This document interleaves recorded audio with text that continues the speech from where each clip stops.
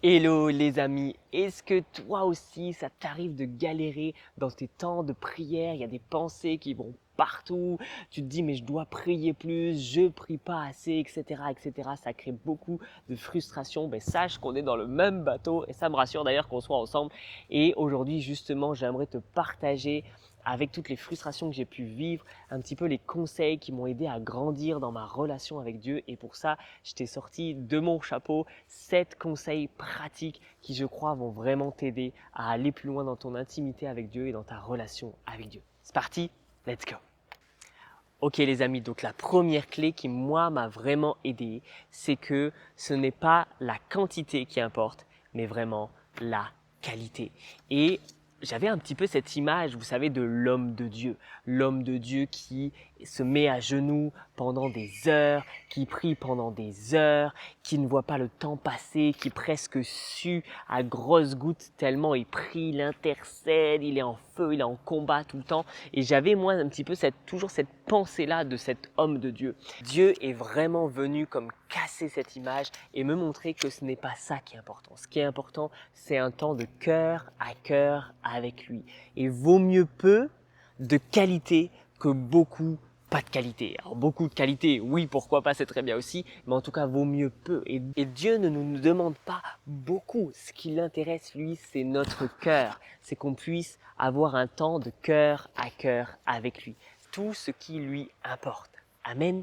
Il y a un homme de Dieu que j'aime beaucoup, qui était un grand revivaliste. Cet homme a vu des centaines de milliers de miracles. Il priait et les foules se convertissaient. Les foules étaient guéries. Cet homme s'appelait Smith Wigglesworth. Et il y a une citation assez célèbre qui vient de lui, qui dit qu'il ne priait pas plus de 30 minutes, mais par contre il ne se passait pas 30 minutes sans qu'il n'ait prié. C'est-à-dire qu'il priait pas plus de 30 minutes, mais à peu près toutes les 30 minutes il priait.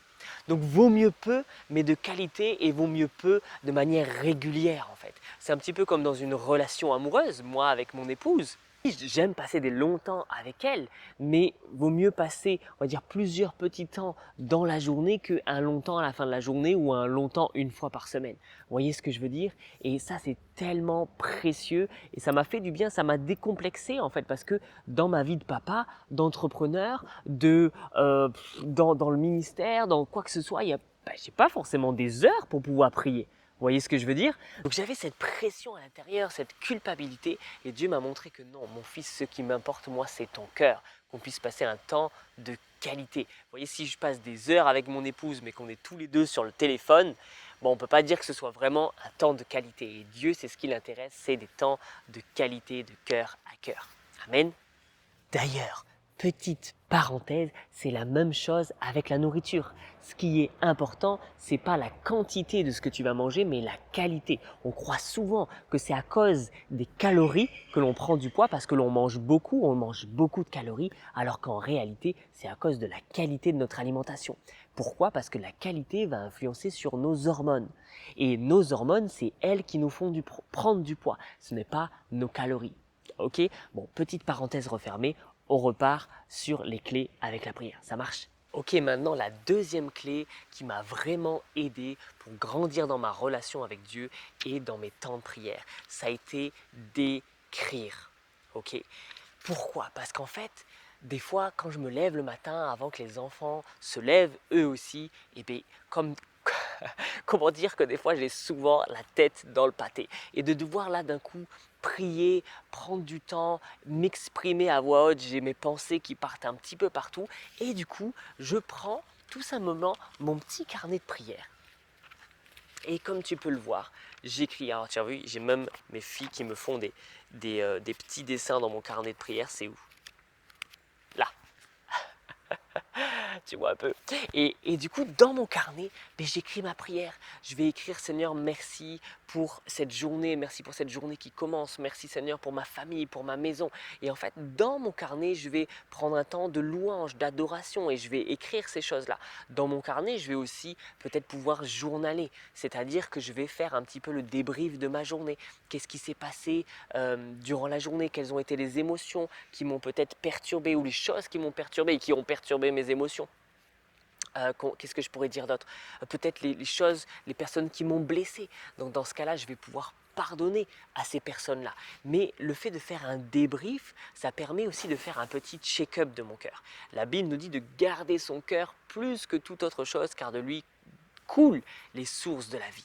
Okay? Mais pour savoir qu'est-ce qui se passe dans mon cœur et pour pouvoir garder mon cœur, encore faut-il que je puisse le sonder, que je puisse vérifier que tout aille bien à l'intérieur. Et le fait de vraiment écrire, ça me permet justement de pouvoir faire un check-up et de m'assurer que tout va bien dans mon cœur. Et par rapport à ça, je t'encourage vraiment à aller voir la vidéo de Luc Dumont que je mettrai juste en dessous dans la description, qui partage sa méthode de prière où justement il utilise son carnet, il utilise son stylo et il écrit beaucoup. Et j'aime vraiment sa méthode qui est en, je crois, 8 à 10 étapes. Et justement, d'avoir une méthode de prière nous permet de pouvoir prier de manière beaucoup plus efficace et de ne pas se perdre à droite et à gauche. Amen. En tout cas, moi, vraiment, ça m'a beaucoup aidé, que ce soit le matin, même en journée, même le soir. C'est vraiment quelque chose que je fais assez souvent et qui me permet vraiment de poser mes pensées, de pouvoir vraiment avoir de la clarté et de la visibilité un petit peu dans ma tête et dans tout ce qui peut se passer au cours de la journée. Parce que oui, il y a tellement de choses aujourd'hui, tellement de choses à penser, tellement de choses à faire que du coup, nos têtes sont surchargées. Et le fait d'écrire, ça permet de se décharger et ça permet de pouvoir être plus libre, de pouvoir prier avec Dieu. Ça ne m'empêche pas bien sûr de parler et d'ailleurs je vous encourage à ça puisque c'est tellement important de pouvoir utiliser sa voix parce que vraiment les paroles sont créatrices et sont puissantes. Mais en tout cas, c'est quelque chose qui m'a vraiment aidé, qui m'a débloqué dans ma vie de prière. Qui est maintenant la troisième clé que j'aimerais te partager, qui est pour moi une des plus puissante et chaque chrétien devrait pouvoir saisir cette clé et l'utiliser dans son quotidien. Amen. Et cette troisième clé, c'est de pouvoir écouter plus que de parler. Ok, on connaît tous ce fameux dicton, ce vieux dicton qui dit on a 2 oreilles et une bouche, c'est donc pour écouter 2 fois plus que pour parler en fait. Et c'est la même chose avec Dieu. Prendre le temps de l'écouter au lieu de prendre le temps de parler. Et c'est aussi une forme de prière, ce que nous on appelle la prière d'écoute. Le fait d'écouter ce que Dieu veut nous partager, ce que Dieu veut nous dire est tellement précieux. Dans Luc 10, verset 42, Jésus dit à Marie, « Une seule chose est nécessaire. Marie a choisi la bonne part qui ne lui sera point ôtée. » Amen. Et Jésus, il était en train de parler de quoi? Il était en train de parler de Marie qui était à ses genoux en train de faire quoi? En train de l'écouter. Est-ce que c'est pas juste énorme? Une seule chose est nécessaire et Marie a choisi la bonne part. Et c'est pour ça que moi aussi, dans ma propre vie, j'ai décidé de choisir la bonne part et de faire cette seule chose nécessaire qui est d'écouter Dieu, de prendre un temps d'écoute parce que oui, on a un papa merveilleux, un papa qui est un papa. Et moi, j'ai 3 enfants, bientôt 4, et je peux vous assurer que j'aime écouter mes enfants parler, mais j'aime aussi leur parler, j'aime leur expliquer des choses, j'aime quand ils m'écoutent, ils aiment tellement quand je leur partage par exemple des histoires. Papa, raconte-moi des histoires de la Bible, raconte-moi telle chose, qu'est-ce que tu as fait aujourd'hui? Ils aiment m'écouter, ils aiment quand je leur partage un petit peu même des souvenirs, des choses que j'ai pu faire dans mon passé, etc. Ils aiment écouter. Et de la même manière, on doit réapprendre à être des enfants et à écouter Dieu. Mais je sais que c'est pas inné.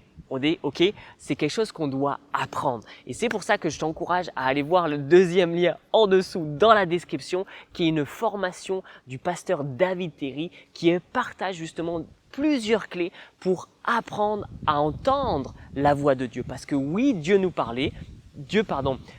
parce que oui, Dieu veut nous parler, il nous aime, il est vivant.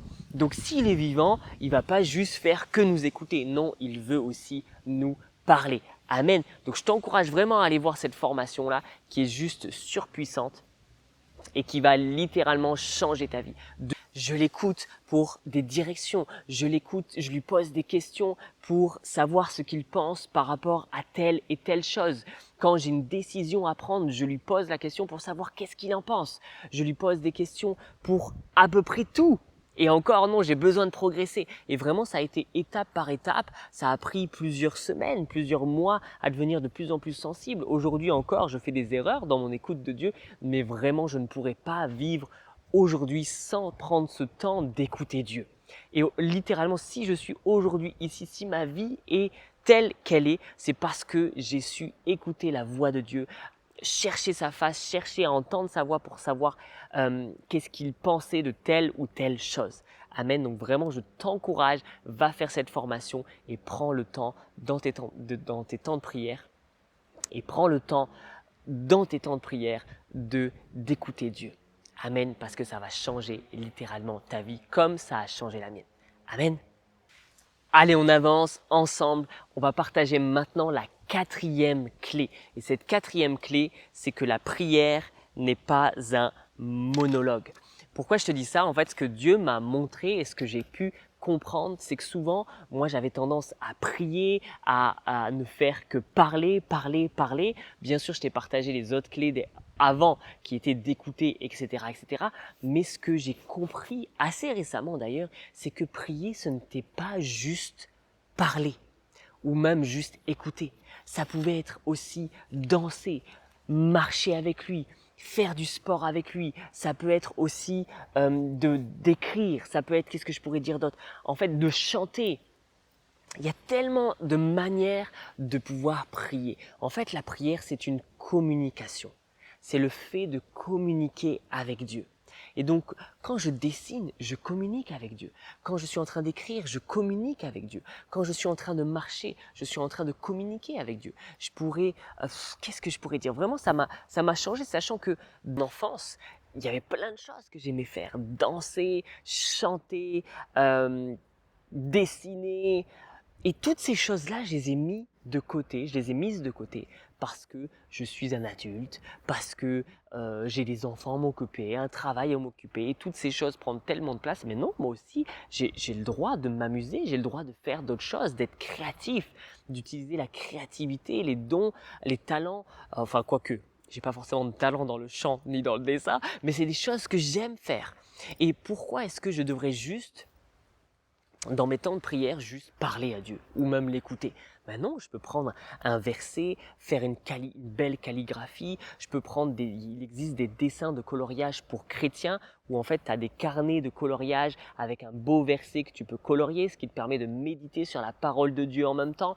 Il existe mille et une manières de faire. J'aime aussi écrire des textes pour Dieu, des prières pour Dieu qui sont comme des slams, comme des raps. Alors bon, non, j'en suis peut-être pas encore là, c'est peut-être pas encore des raps ni des slams. Amen, un jour peut-être ça arrivera. Mais en tout cas, c'est quelque chose que j'ai envie de développer, de m'amuser avec ça. En fait, souvent aussi, par rapport à cette vision de l'homme de Dieu, on voit l'homme de Dieu un peu crispé dans l'intercession, dans le combat. Mais les amis, quand je passe du temps avec mon épouse, je suis pas toujours dans le combat ou dans l'intercession. Je passe du temps fun avec elle, je fais des jeux de société, on s'amuse, on prend du temps vraiment pour passer du temps ensemble et pour s'amuser. Et pourquoi est-ce qu'on ne pourrait pas faire la même chose avec Dieu? Que de s'amuser, que faire des activités créatives avec lui et de pouvoir passer ce temps-là de manière différente, vraiment quelque chose qui est différent et pouvoir s'amuser avec Dieu de cette manière-là. On a le droit d'être dans la joie. Souvent, je priais, j'étais là, oui, ta da da da da da. Et il y a un moment où Dieu m'a dit, mais tu as le droit de sourire quand tu pries. Souris, fais-moi un sourire. On peut s'amuser, être dans la joie avec Dieu. C'est la joie d'être avec Dieu.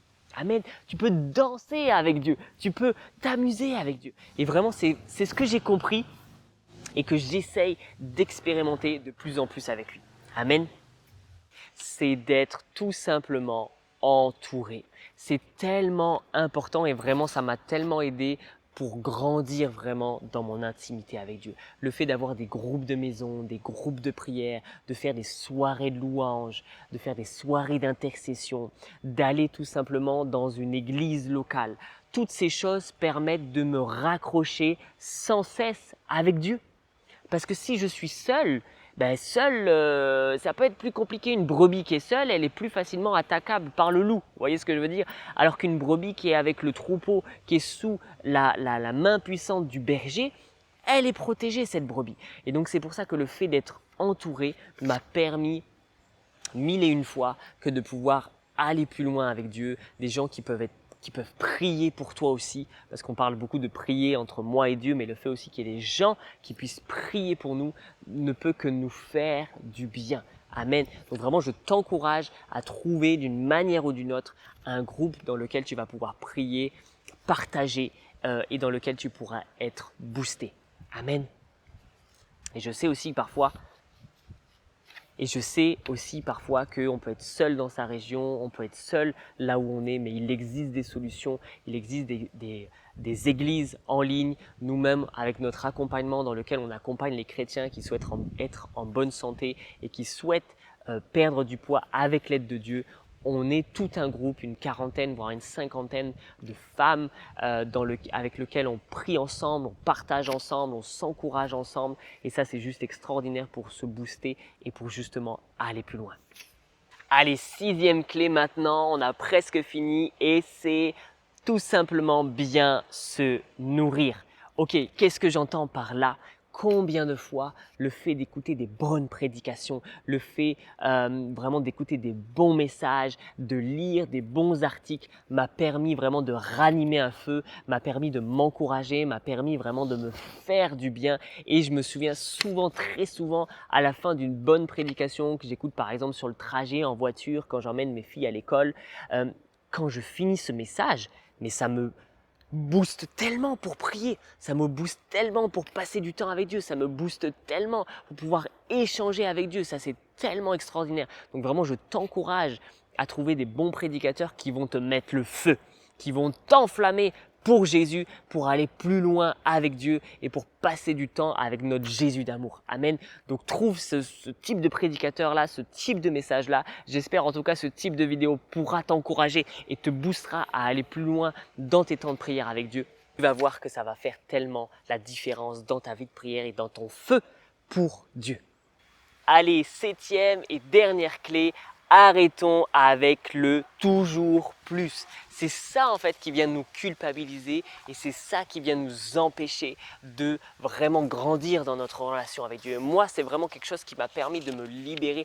Arrêtons avec ce plus, plus, plus. Tu pries pas assez, tu pries pas assez, au moins 1 heure. T'as pas prié 1 heure, oh là là là là là. Non, vraiment, arrêtons avec ça parce que c'est ça qui vient nous emprisonner et qui vient nous empêcher de pouvoir grandir pleinement avec Dieu. Dieu ne nous met pas cette pression. Pourquoi est-ce que nous-mêmes on se met cette pression-là? Finalement, arrêtons avec le je dois. Plutôt disons maintenant j'ai besoin. Et c'est vraiment quelque chose que j'ai changé dans mon vocabulaire de dire j'ai besoin de prendre ce temps de prière. J'ai besoin de ça pour ma vie. Parce que oui, c'est un besoin. La prière nous permet de se décharger. La prière nous permet de se recharger. La prière nous permet de déposer nos fardeaux. La prière nous permet de trouver des directions divines pour notre vie. La prière nous permet tellement de choses, de passer du temps avec celui qui est en dehors du temps. La prière nous permet vraiment de grandir et d'être libérés dans tellement de choses. Donc je ne dois pas prier, mais j'ai besoin de prier pour ma vie, pour grandir, pour être restauré, pour guérir, etc., etc. Donc c'est vraiment mon encouragement et ma 7e et dernière clé. Arrêtons de dire je dois, il faut, non, j'ai besoin. Parce que c'est un besoin, oui. Dieu a créé cette clé, cette opportunité extraordinaire que de passer du temps avec l'être le plus extraordinaire de l'univers. Amen. Et voilà les amis, donc c'est 7 clés qui m'ont permis vraiment de grandir dans ma relation avec Dieu. Donc si je dois les résumer, qualité vs quantité, cherchons plutôt la qualité. Écrire, qui m'a vraiment permis de me débloquer même quand ma tête n'y était pas. Le fait d'écouter Dieu, une clé extraordinaire qui m'a permis vraiment d'en être aujourd'hui ici à vous parler finalement. D'ailleurs, c'est Dieu qui m'a dit de faire une chaîne YouTube, vous voyez un petit peu. Donc à quel point on a vraiment besoin de l'écouter. Prier, ce n'est pas juste parler, ce n'est pas un monologue, mais ça peut être toutes sortes de choses. Ça peut être danser, ça peut être écrire, chanter, slammer, toutes sortes de choses. En fait, ne nous limitons plus. 5e clé, le fait d'être entouré, d'avoir un groupe de prière, de maison, d'avoir une église locale, tellement bon. Le fait de bien se nourrir, de trouver des bons enseignements qui vont mettre le feu en nous et qui vont nous pousser vers Jésus. 7e clé, arrêtons avec cette idée de je dois plus, il faut que, non, j'ai besoin. Changeons notre vocabulaire. Moi, je l'ai changé, ça m'a fait tellement du bien parce que je me suis rendu compte que ce n'était pas pour Dieu, mais c'était pour moi en fait que j'avais besoin de le faire. Amen. Donc j'ai besoin de prier. Et voilà les amis, les 7 clés qui ont vraiment changé ma vie de prière, changé mon intimité avec Dieu. C'est tellement merveilleux. J'ai tellement d'autres choses à apprendre, mais en tout cas j'espère que déjà ces 7 clés vous auront encouragé. D'ailleurs, dis-nous en commentaire laquelle des 7 t'a le plus encouragé et laquelle tu vas pouvoir mettre en pratique. Et dis-nous, peut-être d'ailleurs, tu as un conseil, un encouragement, quelque chose qui a changé ta vie de prière et ton intimité avec Dieu que je n'ai peut-être pas cité. Partage-le nous aussi en commentaire, comme ça on pourra tous s'encourager ensemble. Amen. Maintenant, vraiment, je t'encourage, si tu veux pouvoir être en bonne santé, perdre du poids peut-être avec Dieu, je t'encourage à aller voir cette vidéo en suivant dans lequel je parle sur le fait de s'aimer pour pouvoir enfin maigrir. En tout cas, je te remercie et je te dis à de suite dans cette nouvelle vidéo. Ciao, ciao!